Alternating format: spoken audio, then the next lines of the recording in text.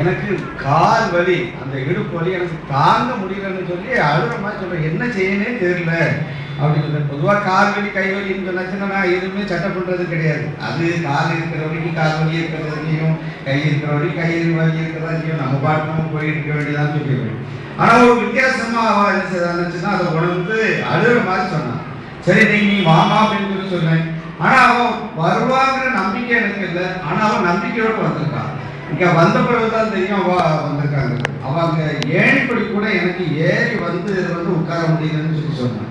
ஆனால் பாஸ்டர்கிட்ட ஜெபம் பண்ணும்போது அவங்க என்ன சொல்லி ஜெபம் பண்ணாங்கன்னா, அதாவது இவா நான் தெரிந்து கொண்ட பிள்ளை, இப்போ ஏன் பிள்ளை, நான் தெரிந்து கொண்ட பிள்ளை, இந்த பிள்ளைகிட்ட உனக்கு இடம் இல்லை. இவளுடைய காலில் கிரிய செய்கிற இந்த வலி இவளுக்கு இன்னைக்கு நீ இருக்கக்கூடாதுன்னு சொல்லி காலை உதறு அப்படின்னு சொல்லி சொல்லும் போது அவங்ககிட்ட யாருமே இவளுக்கு கால் வலி இருக்கிறது, கால் வலிக்காக ஜெபம் பண்ணுங்கன்னு சொல்லல, இடுப்பதற்கு இடுப்பலிக்காக ஜெபம் பண்ணுங்கன்னு சொல்லல.